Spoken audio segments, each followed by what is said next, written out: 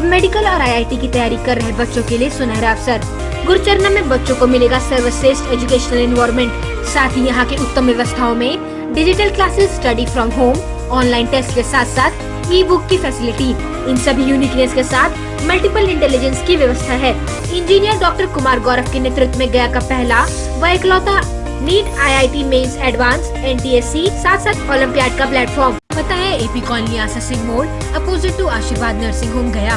Mobile number 9430034146 या 9102627777। Shri Radha Krishna fly ash ईट उद्योग आपके शहर में पहली बार हाईटेक क्वालिटी से बना ईट, जो है सबसे बेहतर और सबसे मजबूत, अत्याधुनिक मशीनों से निर्मित, अच्छी क्वालिटी और बेजोड़ मजबूती का वादा।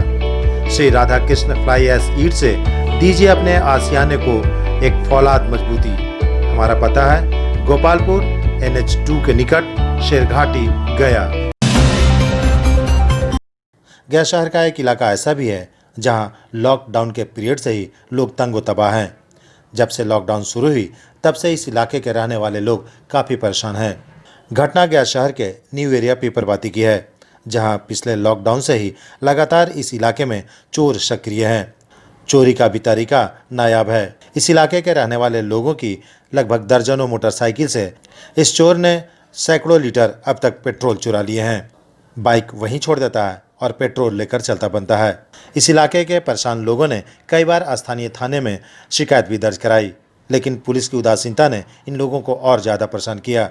नतीजतन चोरों का मनोबल बढ़ा और बीती रात तीसरी बार चोरों ने फिर प्रयास किया। लगभग 40 लीटर पेट्रोल दर्जनों गाड़ियों से निकाल लिया, लेकिन पुलिस की उदासीनता से लोग स्वयं सजग रहे और मोहल्ला वासियों द्वारा रात्रि प्रहरी के दौरान चोर इनके हत्थे चढ़ गए। फिर क्या था, लोगों ने चोर को पकड़ लिया। 2 चोर में से एक चोर भागने में सफल रहा और एक पकड़ा गया चोर गया शहर के बागेश्वरी और मिर्चैया गली का बताया जाता है। स्थानीय लोगों ने चोर के हाथ पैर बांधकर पुलिस के हवाले कर दिया। इस मामले में इनकम टैक्स एडवोकेट इंद्रदेव भवन के मालिक विनय कुमार ने बताया कि चोर की तलाश पिछले कई महीनों से थी, लेकिन अंततः उन्हें सफलता मिली गई। पहला लॉकडाउन में 14 मोटरसाइकिल का तेल निकाला, लगभग 40 लीटर। दूसरा वारदात हुआ 1.5 महीना के बाद, फिर ले गया 40 लीटर। तीसरा वारदात 8वें दिन के बाद 2 बजे रात में पेशाब करने के लिए उठे तो पेट्रोल का बदबू आया। तब आपस में हम लोग सबको राय विश्वारा कर करके एक चोर पकड़ाया, एक भाग गया। तेल आपके सामने 25 लीटर रखा हुआ है, बाकी तेल लेके भाग गया। पकड़े गए चोर को कोतवाली थाने की पुलिस को सौंप दी गई है। अब देखना यह है कि स्थानीय लोगों द्वारा चोर को पकड़े जाने के बाद इस पे क्या कार्रवाई हो पाती है। कैला नाम है मेरा। बोला सही से बोलो। कैला क्या नाम है? कैला। कहाँ के रहे वाला है? बगेश्वरी। अच्छा, कब से ही काम कर रहा है?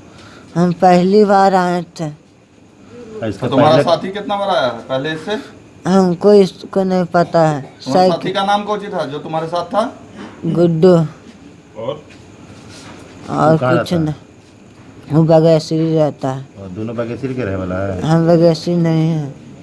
वो साइकिल से आया था उठाने हमको रात के। ये घटना 2 बार पहले भी घट चुका है और आज ये तीसरा बार था। इन लोग लगातार आकर के इस तरह का वारदात को अंजाम दे रहा था।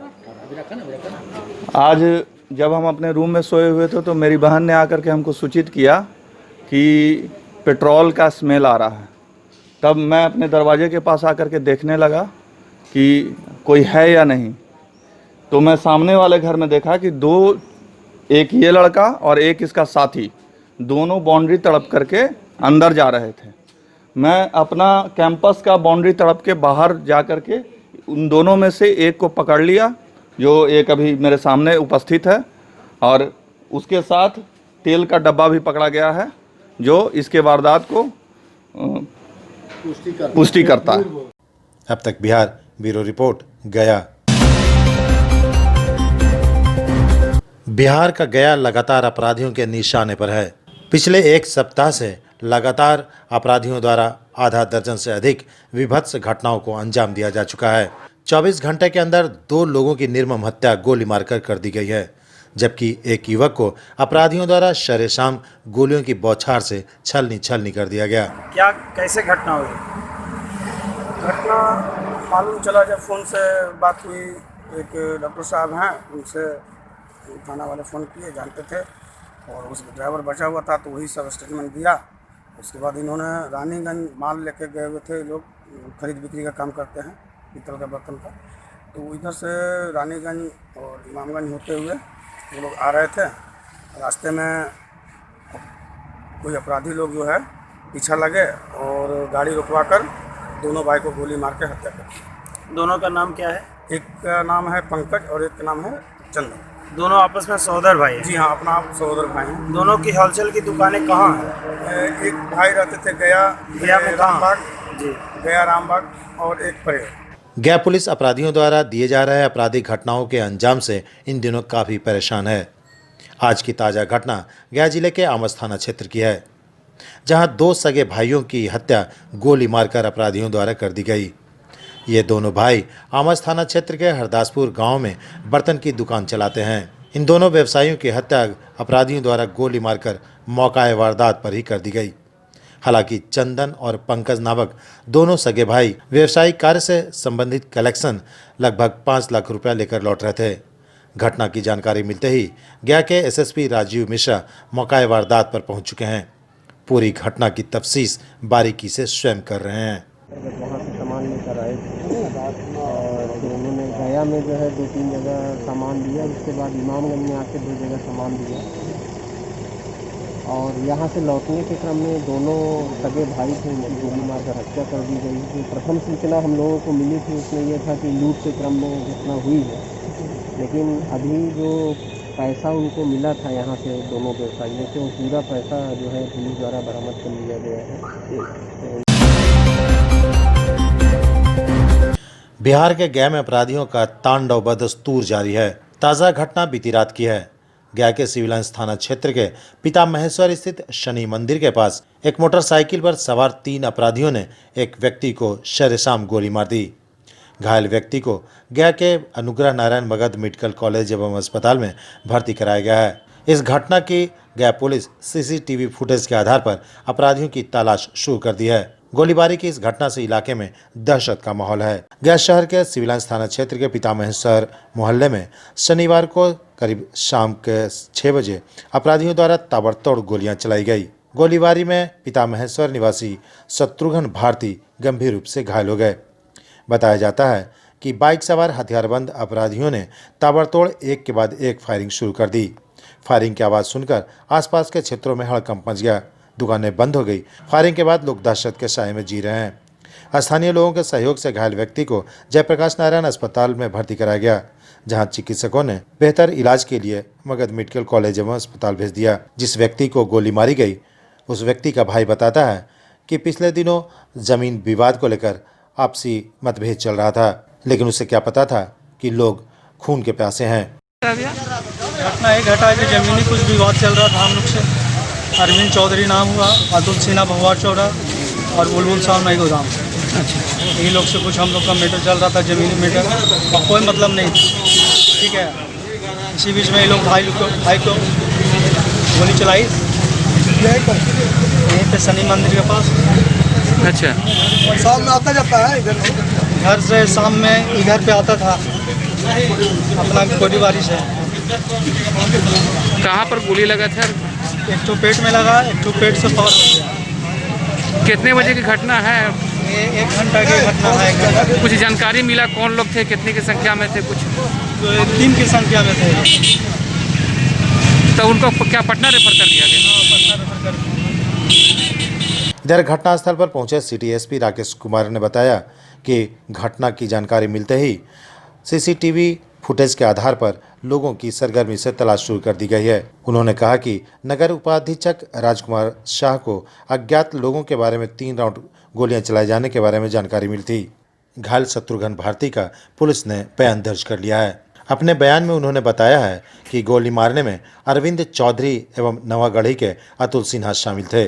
इन दोनों ने ही उन पर गोलियां बरसाई थी। इधर घायल के भाई मनोज भारती ने आरोप लगाया कि इन दोनों के अलावा एक वार्ड पार्षद का भी हाथ इसमें है। एक मकान पर अवैध कब्जा के मामले को लेकर इस तरह की घटना का अंजाम दिया गया है। इधर जानकारी के मुताबिक सिविल लाइंस थाना की पुलिस इस मामले में अभी तक किसी की गिरफ्तारी नहीं कर सकी है। आपको बता दें कि नवागढ़ के अतुल सिन्हा का आपराधिक इतिहास भी रहा है। फिलहाल अपराधियों के नाम सामने आने के बाद छानबीन में सिटी डीएसपी राजकुमार शाह जुट चुके हैं। अपराधियों की गिरफ्तारी के लिए छापेमारी शुरू कर दी गई है। कई ठिकानों पर छापेमारी भी की गई है। ये आज तकरीबन शाम 6:45 बजे घटना है सीतामायेश्वर शनि मंदिर के पास में। यहाँ पर एक व्यक्ति को अज्ञात लोगों द्वारा गोली मारने की घटना हुई है जी। व्यक्ति को कुछ गोलियां लगी हैं, घायल है, परंतु उनको अस्पताल में इलाजरत हैं अभी। और हम लोग यहाँ पर छानबीन कर रहे हैं, अनुसंधान कर रहे हैं। जो भी अज्ञात हमलावर हैं जी, उनके बारे में हम लोग पूरी तरह से पता लगाने की कोशिश कर रहे हैं। आशा कर रहे हैं कि शीघ्र जो भी इसमें इस कांड में शामिल है उन लोगों को गिरफ्तार किया जाएगा। अब तक बिहार ब्यूरो रिपोर्ट गया। इमामगंज सीआरपीएफ 159वीं बटालियन प्रखंड के सुखवर्ती ग्रामीण क्षेत्र के 75 बेरोजगार युवा युवतियों को आत्मनिर्भर बनाने के लिए निःशुल्क पेंटिंग काम मिशन कोर्स चलाकर प्रशिक्षण दिया। गुरुवार को इमामगंज प्रखंड मुख्यालय स्थित सीआरपीएफ कैंप में एक समारोह आयोजित कर प्रशिक्षण प्राप्त युवा युवतियों को प्रमाण पत्र के साथ इंस्ट्रूमेंट बॉक्स सहित अन्य सामान दिया गया। इस मौके पर इमामगंज कैंप के सहायक कमांडेंट अवधेश कुमार ने कहा कि युवा युवतियों को पेंटिंग डिजाइनिंग का प्रशिक्षण देने के बाद प्रमाण पत्र दिया गया। इससे वे आत्मनिर्भर बनेंगे और उनके जीवन में काफी बदलाव आएगा।